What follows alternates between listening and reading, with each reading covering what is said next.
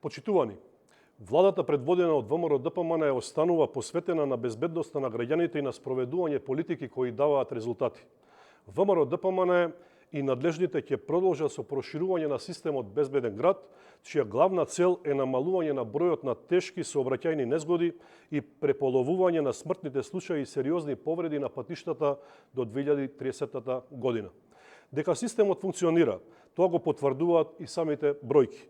Во текот на првите 5 месеци од неговата примена, бројот на загинати во сообраќајни незгоди е намален за 40%, од 55 загинати во истиот период лани на 33 годинава.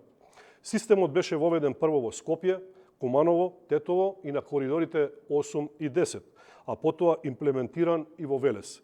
Минатата недела камери беа поставени на автопатот кај Новосело во општина Дебрца, а истовремено започна и постепено воведување на системот во Охрид. Безбедноста на граѓаните и понатаму останува приоритет, а Безбеден град е само еден од конкретните чекори за постигнување на целта. Истиот ќе биде ставен во функција во секој еден град низ Македонија.